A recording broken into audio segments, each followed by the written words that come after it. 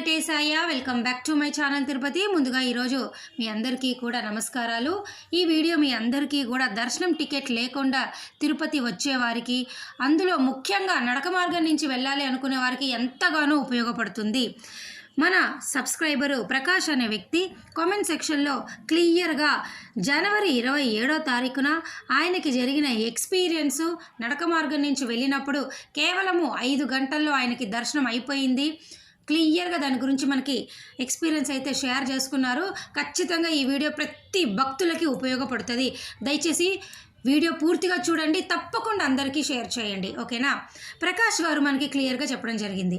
Ticket లేకుండా తిరుపతి వచ్చారట, ఇక్కడ సర్వదర్శనం టోకెన్ తీసుకున్నారట, నడక మార్గం నుంచి వెళ్ళారట, కేవలం 5 గంటల దర్శనం అయిపోయింది. చూడండి, ఆయన జనవరి 27వ తారీఖున ఉదయము 6:30 శ్రీవారి నడక మార్గం దగ్గర చేరుకున్నారు.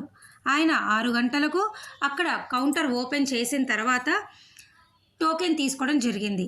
శ్రీవారి నడక మార్గం కేవలము 1:30 ఆయన చేరుకోవడం జరిగింది. ఆయనకి మధ్యాహ్నము 2 గంటలకు సర్వదర్శనం టోకెను నడక మార్గంలో వెళ్ళినందుకు ఇవ్వటం జరిగింది. తర్వాత 2 గంటలకి టోకెన్ దర్శనానికి ఇచ్చినప్పటికీ కూడా ఆయన ఉదయము 11:30 ఏటీజీ సర్కిల్లో జాయిన్ అయ్యి, అంటే కొండపైన ఆ సర్కిల్ దగ్గర వెళ్ళి 11:30కి వెళ్ళడం జరిగింది. ఆ తర్వాత సెక్యూరిటీ, టికెట్ వ్యాలిడేషన్ అన్నీ కూడా అయిపోయిన తర్వాత కంపార్ట్మెంట్లోకి VQC 14లోకి ఆయనని 1:30 మధ్యాహ్నము పంపించడం జరిగింది. ఆ తర్వాత అక్కడ 2 గంటలకు అన్న ప్రసాదం అనేది వారికి ఇవ్వడం జరిగింది.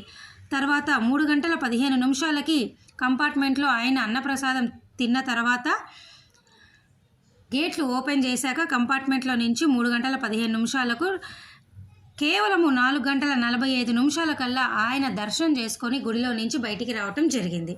ఈ విధంగా కేవలం 5 గంటల్లో ఆయనకి దర్శనం జరిగింది.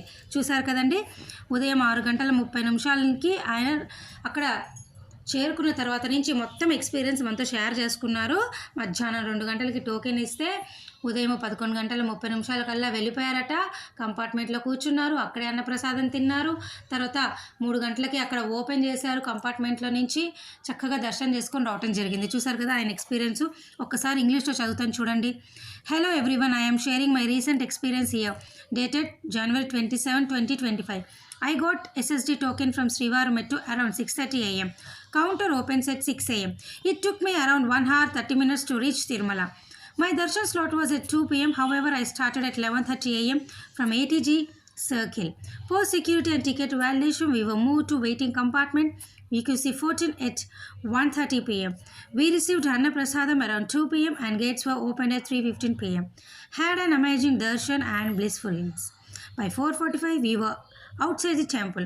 Overall darshan timing was 5 hours. చూసారు కదండి ఆయన ఎంత బాగా మనకు ఎక్స్పీరియన్స్ షేర్ చేసుకున్నారో. సో ఇకపై నుంచి మీరు ఈ ఫిబ్రవరి, మార్చ్, ఏప్రిల్లో దర్శన టికెట్ లేదు, నడక మార్గంలో వెళ్ళాలి, అది కూడా శ్రీవారి నడక మార్గం అనుకోండి, ఇది పరిస్థితి.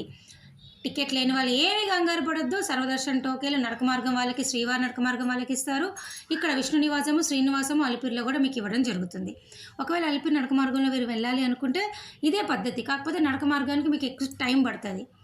కౌంటర్లో మీరు ఇక్కడ భూదేవి కాంప్లెక్స్లో తీసుకున్న తర్వాత కొండపైకి వెళ్ళేసి మీరు జాయిన్ అయిపోయి VQCలో చక్కగా ఇదే విధంగా దర్శనం చేసుకుంటారు. సో ఇప్పుడన్నా మీరు నమ్ముతారా? సర్వదర్శనం టోకెన్ తీసుకుంటే కేవలం 4 నుంచి 5 గంటల లోపల దర్శనం అయిపోతుందన్నది వాస్తవం, ప్రూవ్డ్, ఓకేనా.